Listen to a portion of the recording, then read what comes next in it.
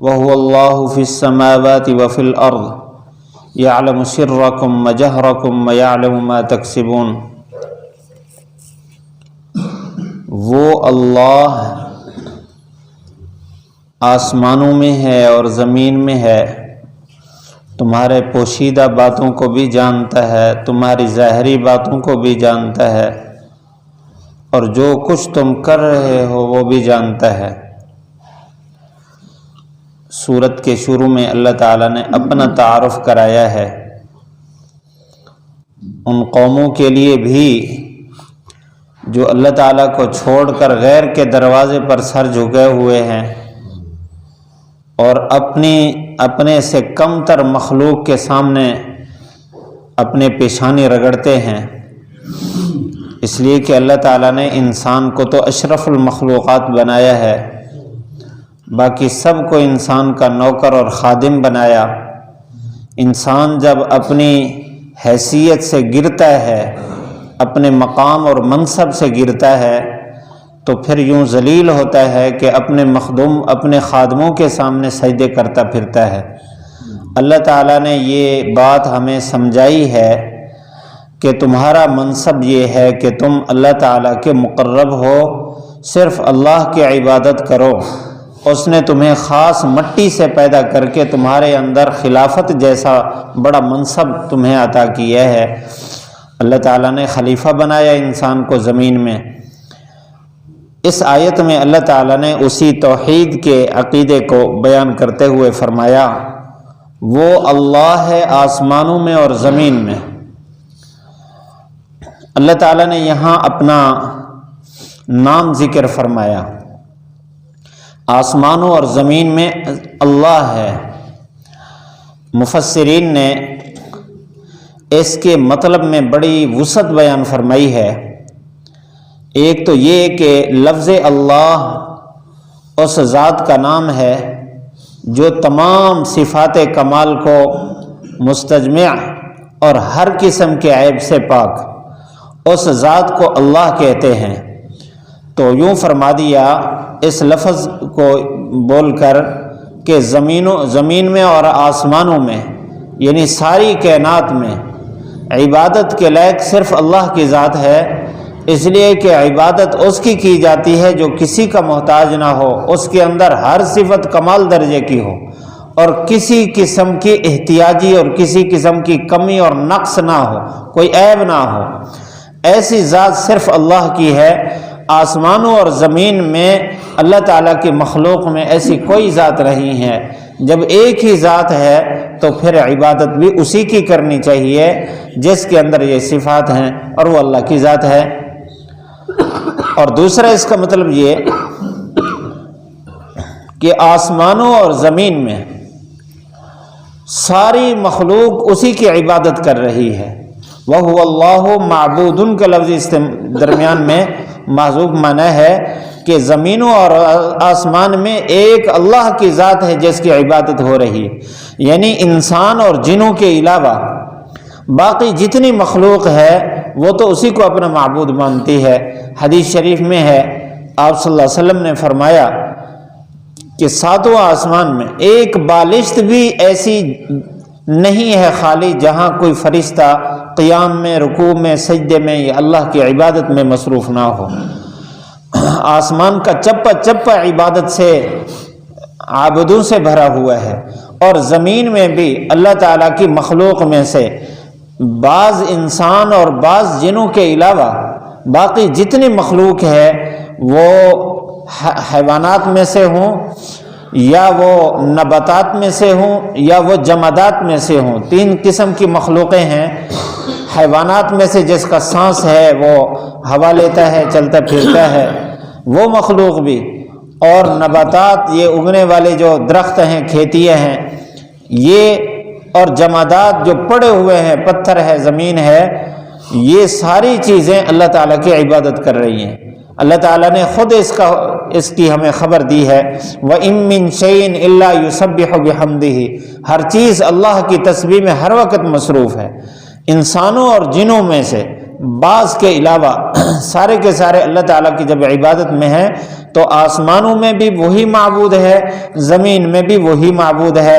اب انسان کو چاہیے جو اللہ تعالیٰ کو چھوڑ کر غیر کو اپنا معبود مانے ہوئے ہے، کہ جس کو ساری مخلوق نے اپنا معبود مانا ہے، تم بھی اسی کو معبود مانو۔ اور ایک مطلب اس کے اندر یہ بھی ہے، لفظ اللہ کے اندر اللہ کی ساری صفات ہے، زمین و آسمان میں خالق وہی ہے، مالک وہی ہے، رازق وہی ہے، ہر چیز کو وجود بخشنے والا وہی ہے، ہر چیز کو حیات دینے والا وہی ہے، ہر چیز کو موت دینے والا وہی ہے۔ یہ ساری صفات اللہ تعالیٰ کی لفظ اللہ کے اندر بند ہیں۔ تو اس میں ایک بڑا وسیع سمندر ہے۔ اس لفظ میں انسان اللہ تعالیٰ کی صفات میں غور کرتا چلا جائے اور اس کی حیثیت کو واضح کرتا چلا جائے کہ وہ ایسی صفات کا مالک، اور یہ صفات اللہ تعالیٰ کی آسمانوں میں بھی ظاہر ہیں اور زمین میں بھی ظاہر ہیں۔ اور آگے فرمایا یعلم سرکم وجہرکم، یہ خطاب مجھے اور آپ کو ہے۔ فرمایا تمہارے پوشیدہ اور تمہارے ظاہر کے تمام معاملات کو جانتا ہے۔ اب انسانی معاملات جو ہیں وہ دو طرح کے ہیں، ایک ہے اس کے افعال جو کام کرتا ہے، یہ بھی انسان کی زندگی میں تقسیم ہے۔ بعض کام ایسے ہیں جو مخلوق کے سامنے کرتا ہے اور بعض کام ایسے ہیں جو مخلوق سے چھپ کر کرتا ہے۔ تو اللہ تعالیٰ یہاں بتا رہے کہ اللہ کی نافرمانی کے وہ کام جو لوگوں کے سامنے کرتے ہو اللہ تعالیٰ اس کو بھی جان رہا ہے، اور اللہ کی نافرمانی کے وہ کام جو تم چھپ کے کرتے ہو مخلوق سے اللہ اس کو بھی دیکھ رہا ہے، جان رہا ہے۔ اسی طرح نیک لوگوں کے لیے بھی اس میں حوصلہ افزائی موجود ہے۔ تمہارے وہ کام نیک اعمال جو لوگوں کے سامنے تمہارے ہو رہے ہیں اللہ کے لیے، اللہ اس کو بھی جانتا ہے، اور جو کسی کے علم میں نہیں ہے تم پوشیدہ طور پر کرتے ہو اللہ تعالیٰ ان کو بھی جانتا ہے۔ اس لیے علماء اہل اللہ یہ فرماتے ہیں کہ ہمیں چاہیے کہ اپنی زندگی میں ہم کچھ کام ایسے اللہ کے سامنے پیش کریں جس کو صرف اللہ ہی جانتا ہو، مخلوق میں سے کوئی نہ جانتا ہو۔ شیطان بڑا ظالم ہے، جب ہمارے سے کوئی نیکی کراتا ہے نا پوشیدہ، اس وقت تک ہمیں اطمینان نہیں ہوتا جب تک اس کا اظہار لوگوں کے سامنے نہ ہو۔ جس کو تہجد کی توفیق نصیب ہو گئی ضرور کسی محفل میں کسی انداز سے وہ اظہار کر بیٹھتا ہے کہ میں بھی تہجد پڑھا کرتا ہوں۔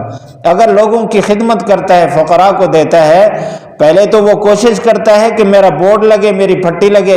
اگر ایسا کام کر جائے جو لوگوں سے مخفی ہو تو اس کے پیٹ میں بھی بے چینی ہوتی ہے کہ کسی طرح لوگوں کو پتہ چلے میں بھی لوگوں کی خدمت کیا کرتا ہوں پوشیدہ طور پر۔ جس کو پوشیدہ رکھتا ہے اس کو ظاہر کر کے اس کو فنا کر دیتا ہے۔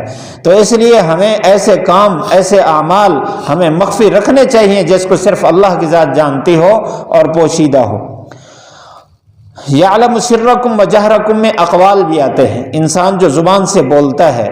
اب یہ بھی بہت ساری باتیں ایسی جو انسان لوگوں کے سامنے بولتا ہے، اور بہت سارے ایسے ہیں جو پیٹھ پیچھے بولتا ہے، بولتا کسی کے سامنے لیکن کسی سے چھپ کر بولتا ہے۔ جیسے انسان غیبت کرتا ہے، عیب جوئی کرتا ہے، چغل خوری کرتا ہے، یہ جس کی غیبت کر رہا ہے اس کے سامنے نہیں کرتا، اس کے پیٹھ پیچھے کر رہا ہے، اور جس کے عیب نکال رہا ہے اس کے پیٹھ پیچھے نکال رہا ہے، جس کی چغل خوری کر رہا ہے پیٹھ پیچھے کر رہا ہے۔ تو اللہ تعالیٰ اس کو جان رہا ہے، اس غیبت کو، اس عیب جوئی کو اور اس چغل خوری کو اللہ تعالیٰ جب جانتا ہے تو اس کو واضح کرے گا۔ تو انسان اپنے اقوال اعمال کو دیکھے۔ اسی طرح نیک انسان کے لیے بھی اس میں حوصلہ ہے کہ وہ کلمات جس کو لوگ نہیں سن رہے وہ اللہ کے لیے تہجد میں اپنے گھر کے کونے میں بیٹھ کر، اندھیرے میں، روشنی میں الگ بیٹھ کر جو گفتگو کرتا ہے اللہ تعالیٰ سے، دعا کرتا ہے، تسبیحات پڑھتا ہے، اللہ تعالیٰ اس کو جانتا ہے، پریشان ہونے کی ضرورت نہیں ہے۔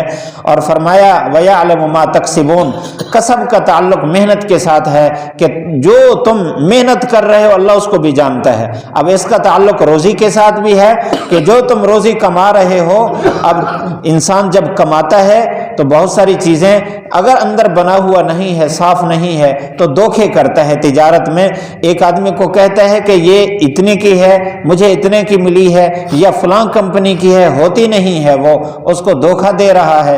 اسی طرح انسان جو لوگوں کے ساتھ معاملات کر رہا ہے، کسی کو کوئی لین دین کرنا ہے، اس کو اصل چیز دے رہا ہے یا 2 نمبر دے رہا ہے، جو اس کا قرض تھا وہی پورا ادا کر رہا ہے یا اس میں گڑبڑ کر رہا ہے، یہ کمائی کر رہا ہے اللہ تعالیٰ اس کو جانتا ہے. یہ اسی طرح نیک اعمال ہیں، وہ نماز پڑھ رہا ہے یا کوئی بھی کام کر رہا ہے یا آخرت کی کمائی کر رہا ہے، اللہ اس کو بھی جانتا ہے. اس آیت میں ہمارے لیے سبق بھی ہے، ہمارے لیے تنبیہ بھی ہے، ہمارے لیے حوصلہ بھی ہے. جو نیک اعمال ہو رہے ہیں، اقوال ہو رہے ہیں، اللہ تعالیٰ کے علم میں ہے، ہمیں کسی کو دکھانے کی ضرورت نہیں ہے. یا ہم جو کردار کر رہے ہیں، گناہ ہم سے ہو رہے ہیں چھپ چھپ کے، ہمیں فکر مند ہونا چاہیے اللہ تعالیٰ ہمیں دیکھتا ہے. کوئی ہے تیسرا دیکھنے والا، جو ہم دو میں ایک تیسرا ہے، یا ہم اکیلے ہیں تب بھی ایک ہے دیکھنے والا جو سارا کچھ واضح کرنے والا ہے. اللہ تعالیٰ ہم سب کو ان چیزوں کے استحضار کی توفیق نصیب فرمائے اور اس کے مطابق ہمیں زندگی گزارنے کی توفیق نصیب فرمائے. وَهُوَ اللَّهُ، وہ اللہ، فی السماوات آسمانوں میں ہے، وفی الارض اور زمین میں ہے. یعلم جانتا ہے، سرکم تمہارے پوشیدہ باتوں اور کاموں کو، وجہرکم اور تمہارے ظاہری باتوں اور کاموں کو، ویعلم ما تکسبون اور جانتا ہے جو کچھ تم کما رہے ہو.